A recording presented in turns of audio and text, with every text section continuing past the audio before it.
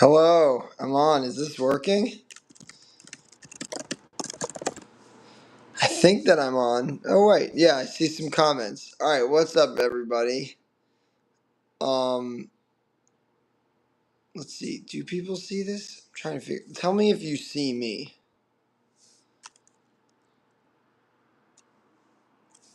I'm gonna give it a second. I see a bunch of people's comments, but I can't tell if people can see me.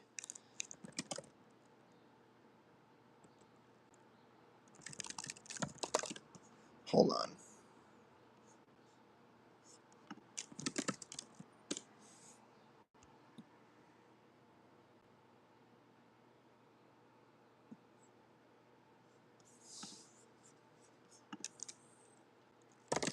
Oh wait, people are saying they see me now. Great. All right.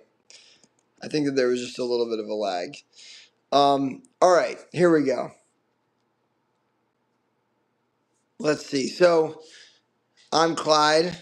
I'm here because we are putting out this Guy Used to Be acoustic-ish video in 30 minutes. Gracie's not here right now because she's actually on set shooting the TV show that she's on, which is so exciting. But I'm really excited about this. Doing these acoustic-ish versions is a really fun part of our process. For those of you that don't know, like recently, pretty much every song that we've been putting out, we have like the studio version, and then we also put out this acoustic-ish version that features kind of like a one-take live performance of a bunch of different of a bunch of people in our band and a bunch of musicians that we're also friends with. This one's gonna be really fun. Uh, this song is "Guy Used to Be," which is one of my favorite songs that we've done in a while, and I think it's the first of these acoustic-ish videos that is like a song that I sing all the way through, which was challenging because we get so many questions about how these acoustic-ish videos work. They truly are just live, no funny business. We do typically about 6 or 7 takes, and often they're pretty different. We'll add little things or change things around. And needless to say, singing this song 7 times in a row um, is very challenging for me. So, uh, but it was so much fun, and I'm excited for you guys to see it. As always, it will be familiar to the version that you know, but there's some stuff that are there's some things that are, we add some fun frills, and you'll see some familiar faces as well. Let's see. Let's get some questions. Um, People are saying they love the acoustic-ish videos. That's awesome. And we, of course, used to call them acoustic, but then we changed it to acoustic-ish because we made a couple that just turned out to. We kept adding more and more instruments to the point where it was not really reasonable to call it acoustic-ish. Yeah, someone said we should make a making of video of how these acoustic-ish videos get developed. That's a great idea. I mean, I can tell you the 30-second version, which is basically, usually we pick a song that we're going to do it for, and then I will start to come up with an arrangement. Usually it involves like coming up with like a 10-part vocal arrangement. And it's a bit of a brainstorming session. Mostly I do it, but Gracie always has cool ideas about, what kinds of sections we could add or what we could do. And I just kind of dive in and start arranging it. Honestly, the hardest part is finding a day on the calendar that like 15 of our bandmates and friends are free, and our videographer, this amazing videographer, a cinematographer, director, Leo Gallagher, has shot all of these recent ones that we've done, and he's so talented. So we always try to make sure he's available, find a recording studio. That's one of the hardest things. Um, and then we all get together. It's not, I send out the parts in advance. They're subject to change.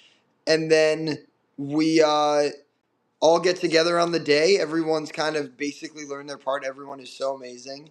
Then we get together and just start refining things. I think Gracie put out a video several months ago that was kind of snippets of behind the scenes. It's not like a full walkthrough, but yeah, there's nothing too crazy. Gracie goes over all the choreography of like where the camera should be, where, when, with Leo, and then we record it. And it's not it's not so crazy. It's just, when you get talented people in a room together that really learn the arrangement, it ends up sounding pretty good. Let's see, what are people asking? Yeah, a lot of people have a lot of questions about how we make these videos. Yeah, I mean, how did we meet the other musicians in the video? So a lot of them are people in our band, in our, full-time band. But then a lot of them, especially the singers, are just friends of ours that we know from different things. We often have our friend Veronica from Melt. Veronica went to high school with Gracie and I, and middle school, I guess. So that's kind of a funny connection. And I don't know. There's always fun different people that have been in it. Bree and John have been in every single one we've done. We've known them from back in the day because they're in a band called Wellesley Arms, and they have their own amazing solo projects too. Just people that you meet over the years. I don't know. Everybody involved, and of course, our Linus has been in, I think, every single one we've done. Um, but yeah, people are asking more about how the arrangements come up. Yeah, it's just the same way that we write the songs. You just think there's something fun about, like, sometimes in the studio, we try not to do things that would distract from the core of what the song is. So, like, we might not add some, like, crazy extra outro section because we want the song. I think sometimes, like, I don't know if we release the acoustic-ish version separate from having the other versions. If I think that having the core version of the song, the studio version, that people can kind of follow along to and then see in the acoustic version where we strayed from it, where it went to this extended outro or extended intro or crazy breakdown in the middle. It's just fun to kind of take something that you've done and then just extrapolate on it. I like it's like this fun exercise to take every idea you had that you were like, maybe this will make it into this, studio version, maybe it won't, and then just kind of like go ham on it. But that's like my favorite thing to do always has been like, you know, figure out arrangements for songs, whether it be the live arrangement for the full band or the acoustic-ish arrangement or the arrangement for the studio version. And they kind of, I think that there's different things that are best for, um, that are different, in each version. There's different things that each version that would be best for each version. I think that sometimes people think, or not sometimes people think, but it's like think that, oh, something that would work great live is certainly what you would want on the studio version and vice versa. But that's why we make all the different versions. Somebody said, would you ever make an acoustic-ish release, like a collected EP or something? Yeah, I think that, I mean, obviously we've put all of them on Spotify, so you can kind of listen to all of them.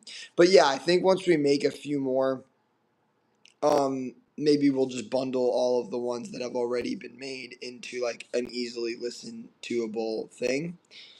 Um, People are bringing up the fact that we announced yesterday that we are opening for the Rolling Stones at our local stadium, MetLife Stadium in New Jersey.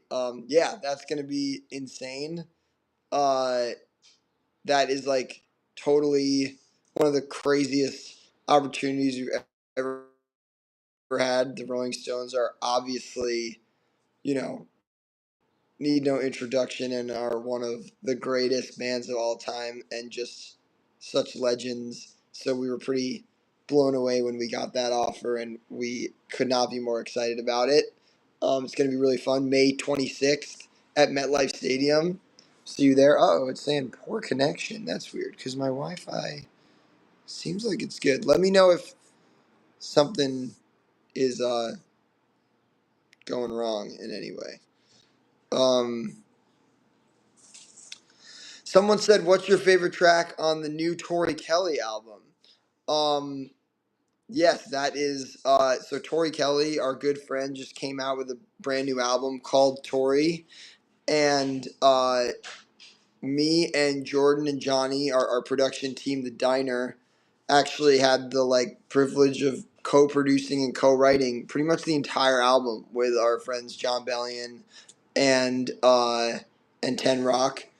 And we're so proud of it. It's the most um, the most work I've ever put into an album that wasn't a Lawrence album. It's the most that I've ever really day in, day out in terms of the whole track list. Been super involved top to bottom in helping to create a project that wasn't a Lawrence project. And so in that sense, it was a really cool experience because I'm so used to pouring so much like time and energy into the macro of a Lawrence album.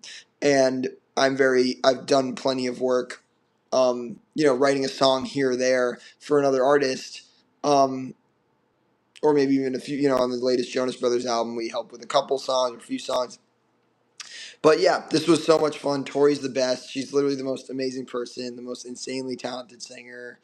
Everybody knows that. I love all the songs on the album. I think that Thing You Do, which is the opening track, is maybe my favorite, but I really, really like a lot of them. Shelter is awesome. Young Gun, I love Oceans. I mean, I really like all of them in different ways, and it's fun because some of them are songs that I feel like I was really able to help put a little bit of my stamp on, and then some of them are things that are like totally outside my comfort zone, and I was just there to help in any way I can, suggesting one cool chord or one cool lyric or arrangement choice, because everyone in the room was so talented. Tori's an incredible songwriter in her own right. John Bellion is obviously a brilliant producer. Ten Rock is wildly talented.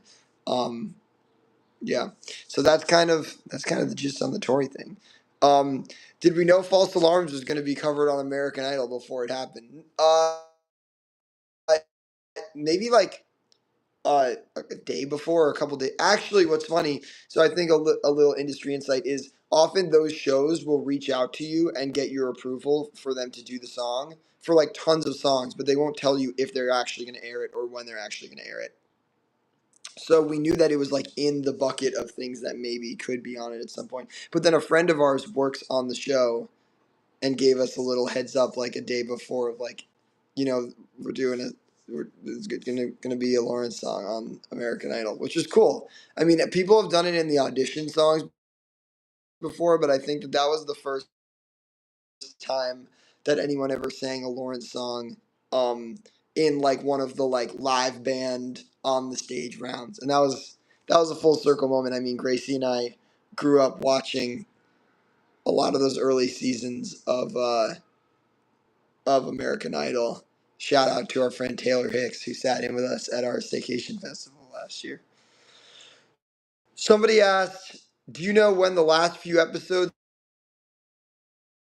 of the doc, getting them all finished right now, and they'll be out soon?" I don't have an exact answer because there's so many moving parts with, um, the album's going to be coming out soon. We're going to be announcement things we want to focus. So we'll just kind of figure out that we're really excited about that will finish out the docu series. Um,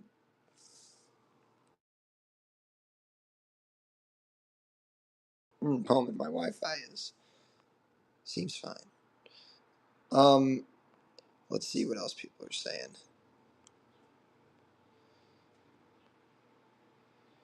Let's see what people are saying. Will Lawrence be coming to Europe, specifically Denmark, at any point? Well, we are coming to Europe.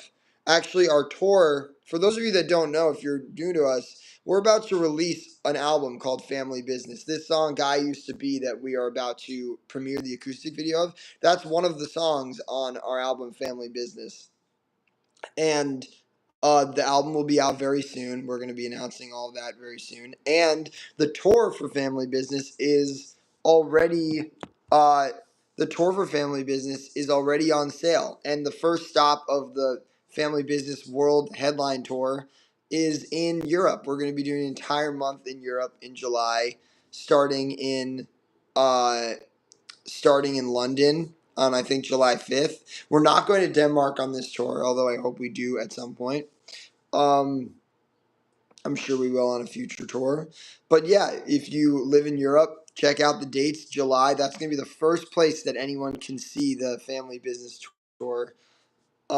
And then starting in September, we're doing the whole North American leg, which will be the biggest venues we've ever played, including hometown show at Radio City Music Hall, which will be our biggest headline show that we've ever done, and we're going all over the country and Canada as well.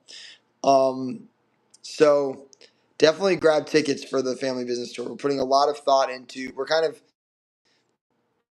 about to start we've put in a lot of thought into it, and we're now about to start diving into the execution of like the set list, the arrangements, the production. We're doing some more just like fun stuff than we've ever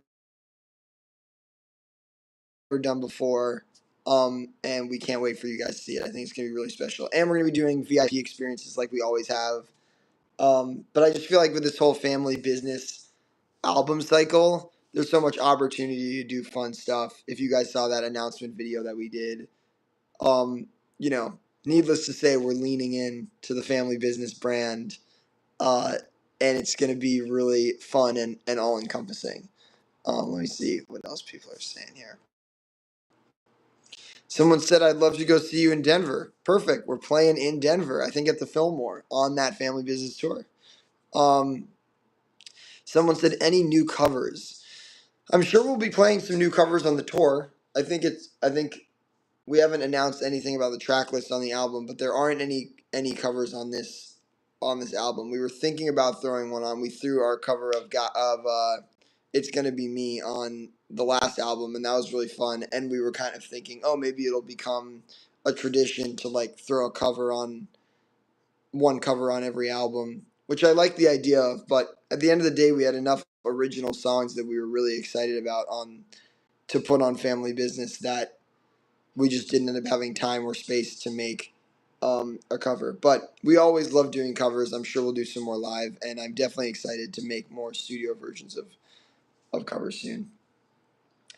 Yeah, someone said, will you be performing covers live on tour? Always. We always make sure to play. You know, it's crazy. At this point, with this will be our fourth album, we're going to have like over 50 original Lawrence songs that we can choose from on tour. So it's going to be really hard to pick a set list. But of course, we also have dozens of covers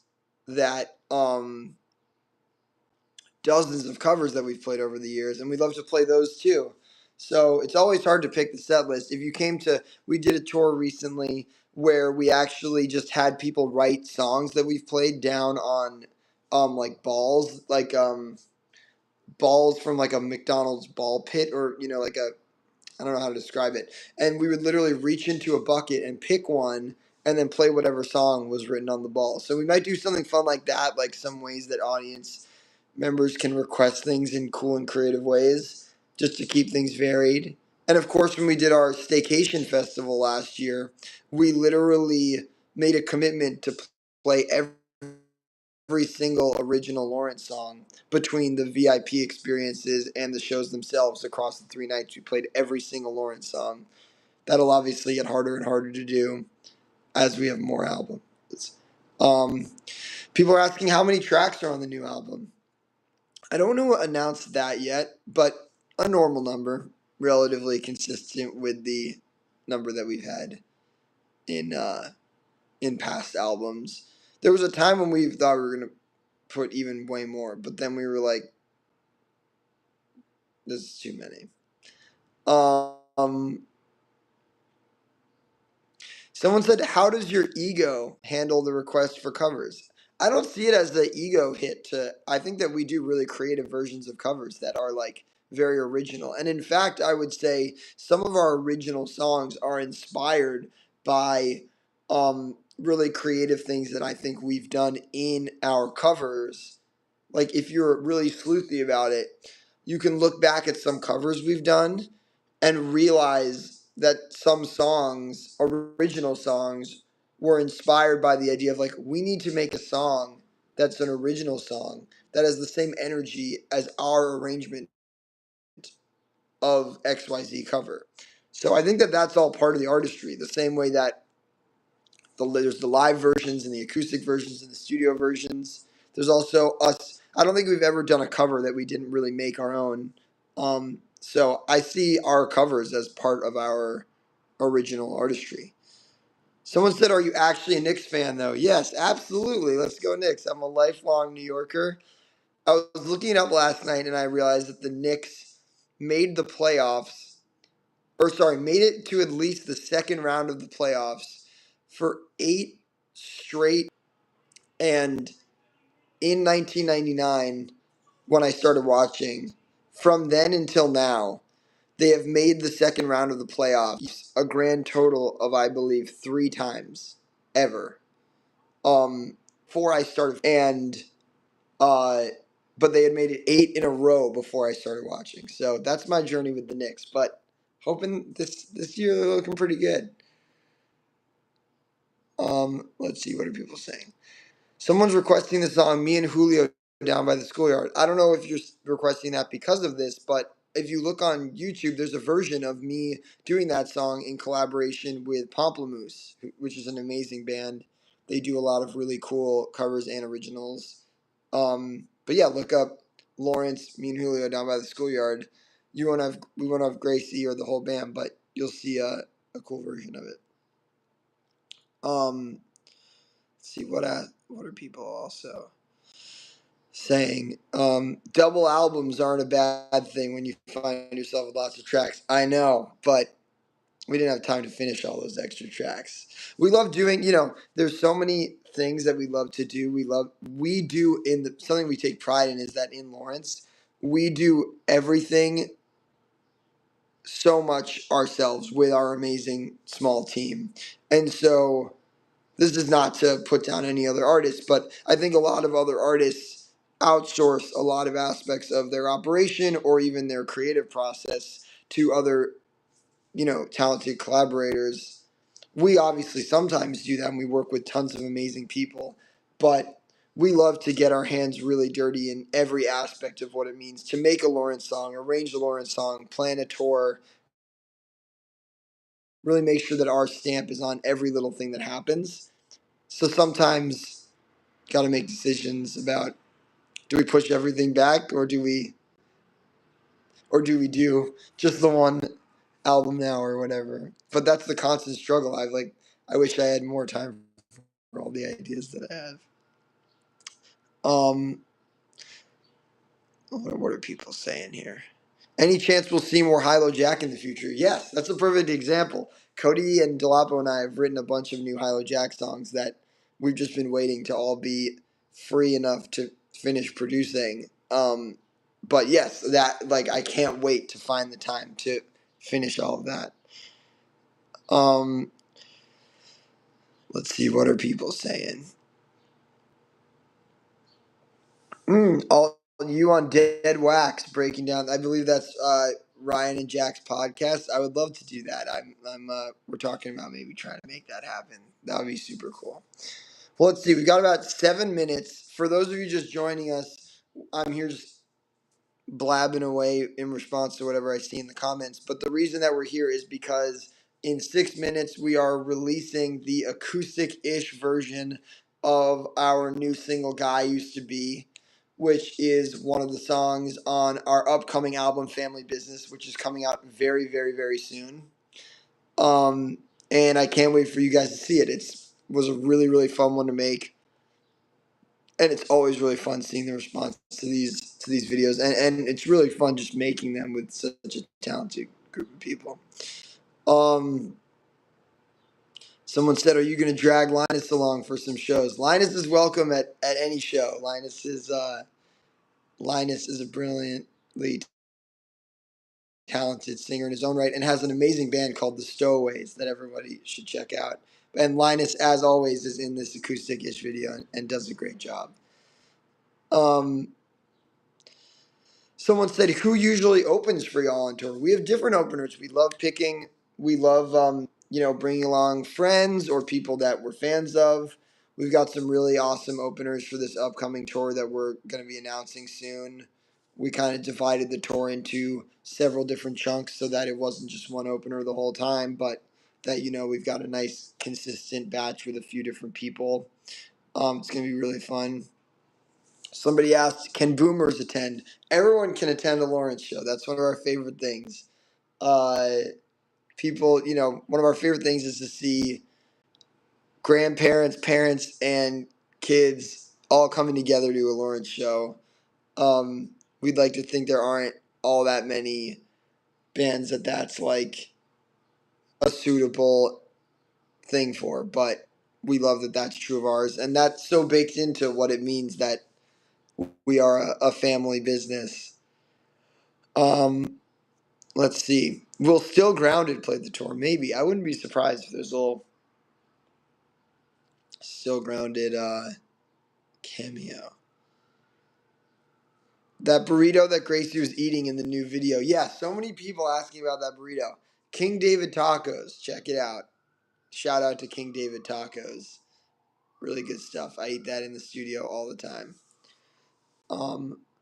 Let's see. What else are people saying? We've got 4 minutes. What's it like singing with Michael McDonald? He's the best. We've known him for years, actually. We had the crazy privilege of me and Gracie being. They put together, if any of you have been to a music festival, they sometimes put together these super jam events where it's like a mix of people from different bands that are playing at the festival, and they do a big set collaboratively. And so it was Michael McDonald basically singing lead vocals and playing keyboard, a bunch of the members of Wolfpack, a bunch of the members of Snarky Puppy, and then Eric Krasno was kind of the music director of the whole thing. Alan Stone was involved, and then me, Gracie, and Antoine Stanley from Wolfpack were the 3 background singers for the whole event. And it was like the most fun set. And so we met Michael McDonald back then and just had like the most crazy uh, dream come true experience of like working with him on us figuring out these great 4-part harmonies on like all of his classic hit songs and a bunch of covers that we did with him also. Um, Someone said, all right, we got 3 minutes. Someone's asking about, they said they love the Huey Lewis influence on Guy Used to Be. Can we tease other influences from the album? I think that this album feels like, an evolution of our other albums. I don't think it goes in a crazy left turn, right turn, different direction. We always talk about our albums almost being like the next season of a TV show, where it's like, I don't expect that any Lawrence album is going to be like, oh, this is like a brand new, like maybe we will do that at some point, but just like in a new season of a show, it's like those same characters, but maybe they're going through a different thing in their life because the story has evolved, or maybe the way that it's shot, or the way that it looks, or the style is 10% different. That's kind of how I think about it. I think that there's a lot of really funky and soulful stuff on this album, which we're really excited about. It's really like rooted. A lot of the songs, at least, are rooted in that like soul funk sound that we really started out focused on and have always retained as a big influence. But I think we lean into that pretty hard on this album, which I'm excited about. And I also think that, but there's such a random smattering. Like, we are not concerned about having our albums feel super cohesive because I feel like as long as we're singing it and maybe there's some horns, like we have songs that feel like rock songs on this album. We have songs that feel like piano ballads on this album, and like hopefully there's a little something for everyone. And if one thing is your thing and but you don't like a different type of song, then that's fine. Then hopefully there's a song on this album that is going to be your jam. But hopefully everyone will enjoy listening to the whole thing top to bottom. Anyway, I think we have 1 more minute in this, and I think that if you just stay at this link, it's going to automatically bring you to the premiere of our Acoustic-ish, and I'll hop in the comment section on that. So in 1 minute, it'll bring you to a link, and then it'll start some kind of a countdown, I think, and we'll all watch it together. I'll kind of hang in the comments. Um, but we're so excited for you guys to see it. Thank you so much for tuning into this. This was a blast. And it's 12:30 right now. So I'm going to end this video. You guys are going to go watch the Acoustic-ish video. Please enjoy.